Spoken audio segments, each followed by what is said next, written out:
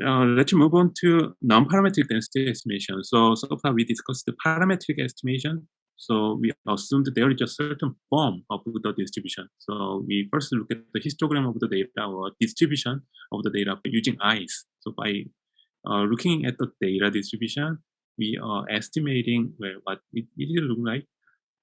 And based on our observation, we are choosing which parametric model to use. So if my data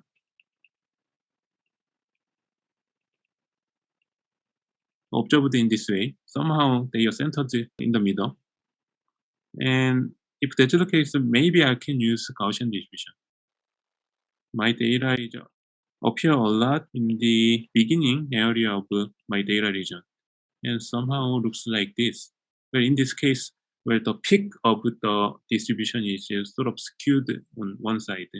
And if that's the case, maybe I can use gamma distribution. So you can draw this kind of conjecture based on the observation and choose a parametric model and estimate the parameter. Well, that's the use case of a parametric density estimator. Non-parametric estimation is sort of new concept. So let's move on.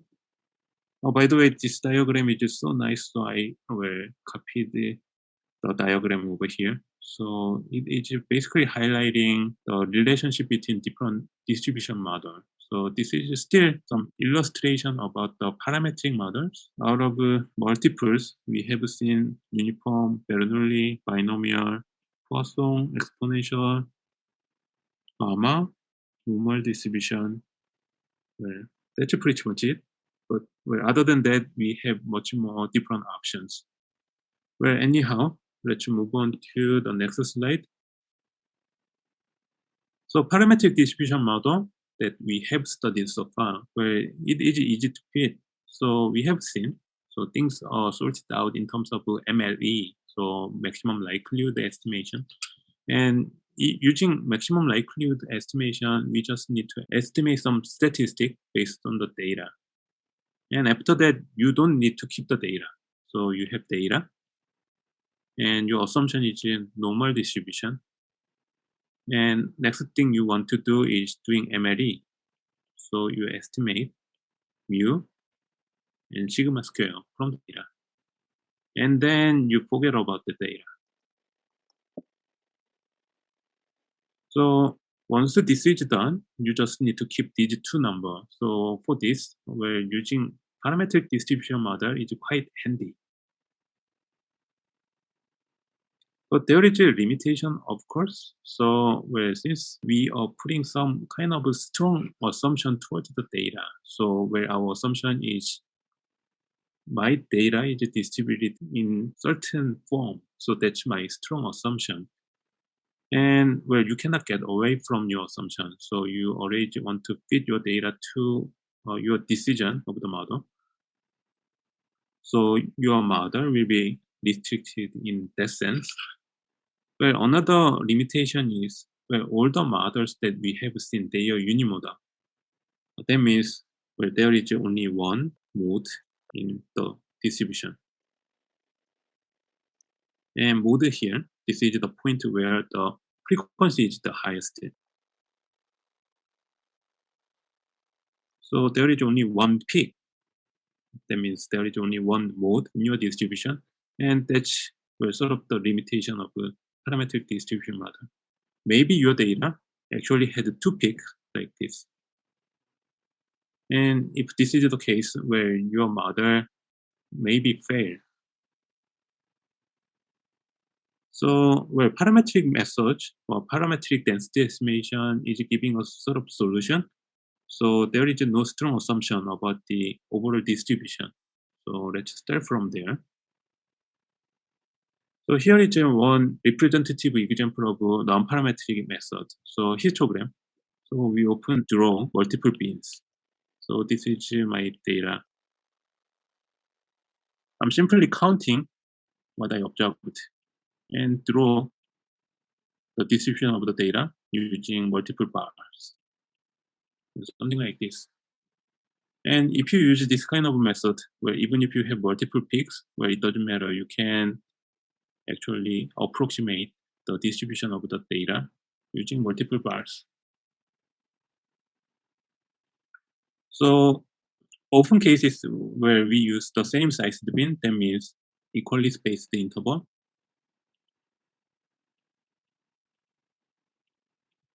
And we want to count the data points falling into each of these interval. And well, here is well much clearer example. So here showing the histogram of monthly salary of a company, and x-axis is showing the well monthly salary amount, and y-axis is showing the frequency that falls in each of those bins. And given that, we can even calculate the probability of observation. So probability from a bin that could be calculated by ki over nbi. Here k is the count from each bin, n is the number of observation, bi is the bin size. And like we discussed, the bin size is usually same size. So usually bi is always the same value. If that's the case, well, we can say b is a smoothing parameter. Well, we will see what this means. So here is the advantages of histogram compared to the parametric density estimator that we have seen. So well, compared to the estimation in terms of the parameter or in terms of some statistics like mu and standard deviation, well, looking at the histogram is visual inspection, well, sort of. So it conveys information about the data much faster than table or the original data or some kind of statistics from the original data. And not only that, well, if you have few statistics like mean and standard deviation, that's only the snapshot of the data. But if you use histogram, well, it's somehow looking at the data overall. So you can see the entire data set by eye. So that's sort of advantages of histogram. And like we discussed, the bin size B can be understood as a smoothing parameter. That means, well, bin size is 10, for example. Well, things are, well, kind of higher resolution, but at the same time, well, it is going up and down uh, very frequently. So that means, well, it's fluctuating a lot. Compared to that, let's try to compare when the bin size is 100. Well, if that's the case, well, each bin is saying saying in much lower resolution in terms of the data. But if you look at the shape of the histogram, it is much more smoothed because we lower the resolution. So by looking at the middle value like 25 and 50, you can also feel well how the bin size is changing the shape of the histogram. So by saying B is a smoothing parameter, it is basically saying what you see on the screen. So in the earlier page, we briefly mentioned where after getting this histogram, we can calculate the probability of observation. And that's actually what we want to do from the beginning. So density estimation is a quantification stage or quantification process. So you have a given set of data, and based on the given set of data, you want to estimate things in terms of probability. And this quantification is representing the distribution of the data. So here, to achieve that goal, well, given a histogram, we can calculate the probability at certain point. So let's assume x is the point that we want to measure the probability from. And say there is a region defined. So you can understand this as a bin. So a data point is falling in a bin. From there, you can calculate this probabilistic score. Within the region, you want to calculate the probability. Well, this is sort of a value that is not existing yet, but let's imagine for each point, you have an estimation for each probability. And you're taking the integral of that imaginary quantity that will give me a probability of that beam.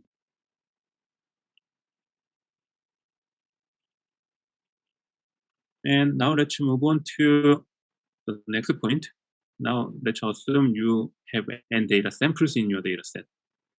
And assume k instances out of n data samples. They are falling in your bin R. If that's the case, you can think of the situation as a binomial. So it is either falling in my bin or not. So it's a binary choice, and you're doing it for n different data instances. So that is binomial. So again, it is a binary decision, either falling into my bin or not. And you have the decision of falling into or not n times. So that is binomial, and you can easily put a probability in this way. And while we are setting this formula, where the parameter value rho is coming from the first bullet, because this is the probability of a data point falling into the region R. So rho is the parameter for binomial.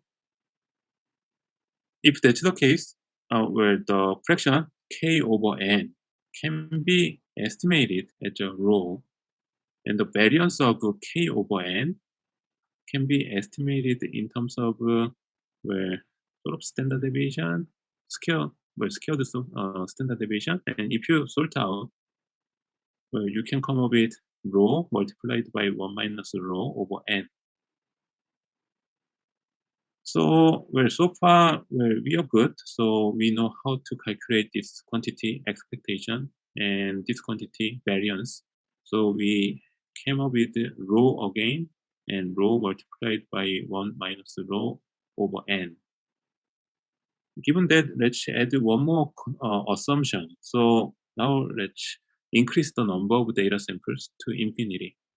If that's the case, it's going to infinity, and this entire quantity becomes 0, right? And if there is no variance, so 0 variance, my mean would be constant. So there is no expectation needed. So rho itself would be just k over n. So given that, now let's try to formula rho again using b. So this integral actually can be written again using b. So let's try to interpret the size of R, size of the bin is b. Rho is simply multiplication of the probability and b. Given that, we can write down the probability quantity x, px again. So px is actually equivalent to p over b, because where we have this and this, b simply goes to the left-hand side. And in the previous page, we have this rho is approximately equal to k over n. So where we can eventually come up with this formula. So in order to calculate the probability at certain point given a histogram, what we need to do is calculate k over nv. K is the number of data falling in my bin, and capital N is the size of my data set. B is the size of my bin. So px can be calculated by this simple form. Given that, we can think of two different methodologies. So again, the goal is calculating probability. And we can accurately measure this probability by either increase n or reduce down value b. But the problem is, n is data set. This is something given, so we have no control of it. So in practice, we don't control n. And on the other hand, for bin size, this is something we can control. So goal is to get the probability estimation px correctly or more precisely in order to do that, where we need to be careful choosing B, where it shouldn't be too small, it shouldn't be too large. Well, it should be large enough to include the sufficient number of examples in each bin, and it should be small enough at the same time to make the probability constant in the region. So, well, that's where sort of the background relate to the calculation of px given a histogram.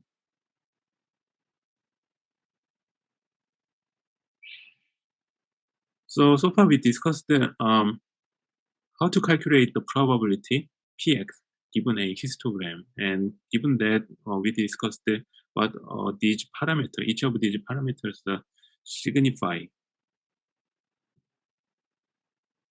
But there is some kind of limitation using histogram. That is where, first of all, it depends on the starting point. That means you have data points like this, and if you start from here, we may get some histogram like this, and same distribution roughly. If you start from here,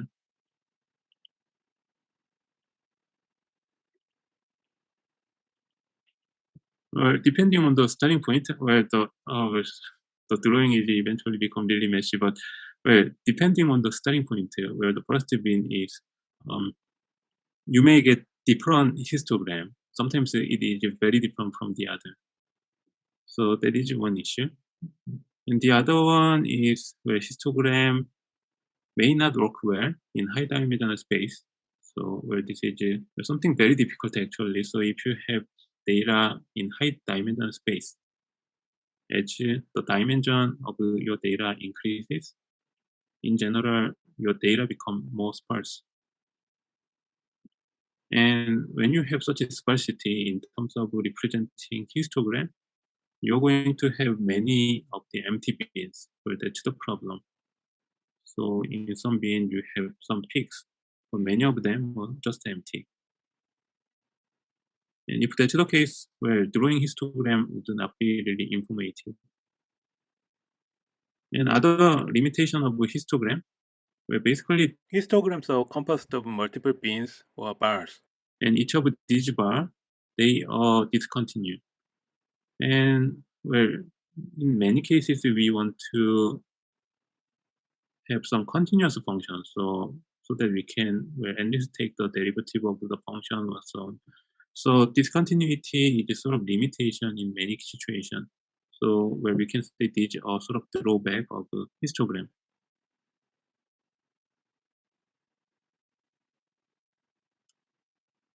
So for solution, we can try to think of estimating px using the previous formula. So given histogram, where if you know this formula, we can calculate the probability. This is something we keep discussing. Where out of this, n is fixed, so we are not consider this. But we can play with k or b. So we can play with the number of data points falling in a bin.